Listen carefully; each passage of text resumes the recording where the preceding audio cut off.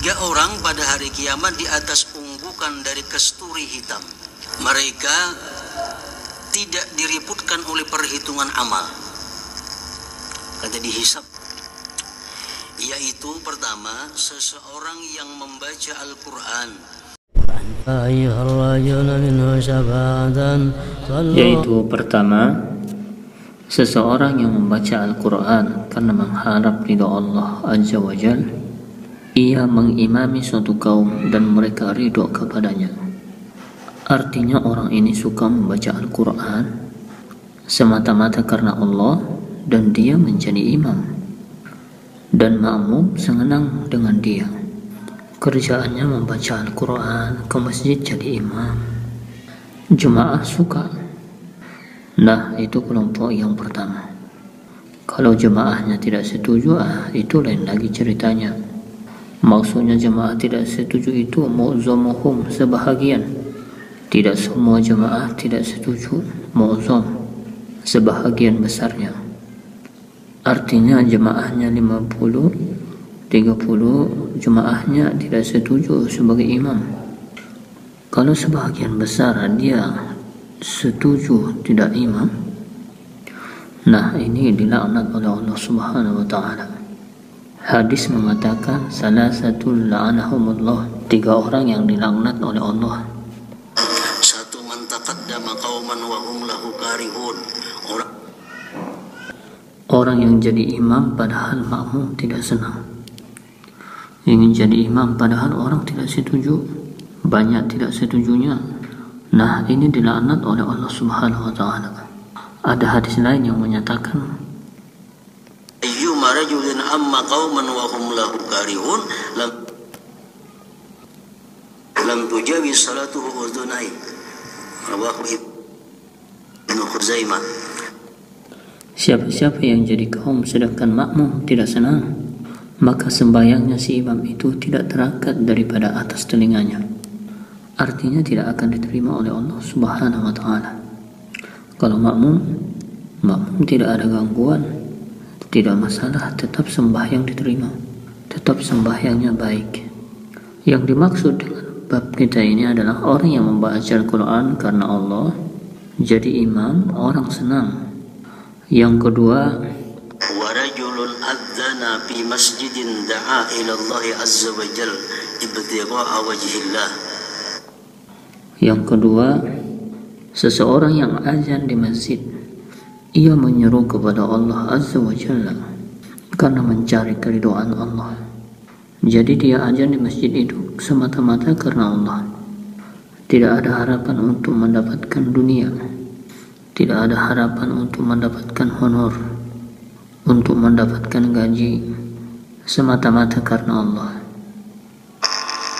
Orang nanggawiannya azan sekali-sekali itu kada bang. Orang yang biasanya azan sekali-sekali itu tidak sampai waktunya beberapa kali dalam sehari dan semata-mata karena Allah. Kalau orang ini mati kayaknya di padang pasir, di padang mahsyar, dia berada di atas tumpukan wangi-wangian misik dan dilupakan dari berbagai hisab-hisab. Yang ketiga, seseorang yang diberi rezeki di dunia, namun rezeki itu tidak menyibukkannya dari amal akhirat. Orangnya hidup fakir, hidupnya serba kekurangan, namun sembahyang berjemaahnya tidak pernah absen, sembahyang sunatnya tidak pernah alfa, menuntut ilmunya tidak alfa, selalu aktif, padahal orang ini rezekinya serba kekurangan. Atau termasuk juga orang yang rezekinya serba kelebihan, banyak dagangan, banyak toko, banyak perusahaan macam-macam, tapi sembahyang berjemaahnya tidak pernah ketinggalan, sembahyang sunnahnya tidak ketinggalan, menuntut ilmunya tidak pernah tinggal. Ini orang nanti di akhirat sepertinya berada di tumpukan wangi-wangian tadi, sambil menunggu Allah menghitung makhluk, sambil menunggu Allah menghisap seluruh manusia. Dia berada di tempat wangi-wangian tanpa dihisap. Dan seseorang yang diberi cobaan dengan rezeki di dunia, namun rezeki itu tidak menyibukkannya daripada amal akhirah. Dan Nabi SAW bersabda, la yasma'u nida'al muazzin jinnun wala insun wala syai'un illa syahida lahu yaumal qiyamah. Artinya tidaklah jin, manusia, dan sesuatu mendengar panggilan muazzin, melainkan mereka semuanya bersaksi pada muazzin pada hari kiamat. Kita pernah mendengar si fulan itu azan. Nanti di akhirat kita bersaksi menguntungkan dia, menguntungkan si muazzin itu. Makin banyak orang yang mendengar azan seseorang itu, makin banyak nanti saksi kebaikannya di akhirat. Hadis riwayat Bukhari dan Abu Sa'id.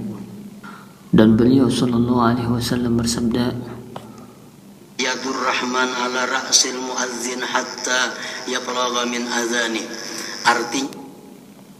Artinya zat tangan yang maha pemurah itu di atas kepala muazzin sehingga dia selesai dari azannya.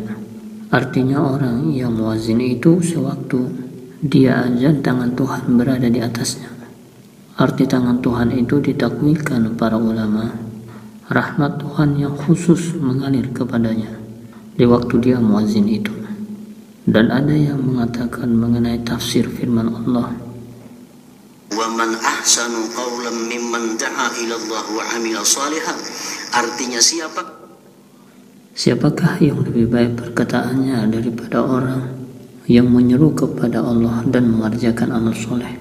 Ayat ini turun mengenai orang-orang yang azan, muazzin. Maksud muazzin itu ialah muazzin yang sholat berjemaah. Karena kalau azan kita sembahyang seorangan tidak termasuk dalam fadilah ini. Fadilat yang kita baca ini adalah untuk muazzin yang sholat di masjid, di musola. Itu maksudnya. Ulama fikih memberikan beberapa syarat sehingga seseorang itu bisa menjadi muazzin. Jadi tidak semua orang bisa jadi muazzin. Mereka mengatakan, pertama, orang yang menjadi muazzin itu orangnya Islam, jelas sudah itu. Yang kedua, tamyiz, artinya orang ini sudah tamyiz, sudah ada akal, biasanya di atas 7 tahun. Tamyiz itu di atas umur 7 tahun. Kalau sudah memayyiz, sudah bisa menjadi azin, sudah bisa menjadi muazzin. Yang ketiga, laki-laki. Perempuan tidak bisa jadi azan, haram. Kenapa? Karena menyerupai pekerjaan laki-laki. Azan aja perempuan haram, padahal zikir itu. Kenapa? Karena menyerupai pekerjaan laki-laki. Apalagi berbaju seperti pakaian laki-laki, makin haram. Bercelana seperti celana laki-laki makin haram. Azan aja haram karena itu pekerjaannya laki-laki. Ditiru oleh bini-bini, ditiru oleh istri-istri tidak boleh. Yang keempat, tahu dengan masuknya waktu.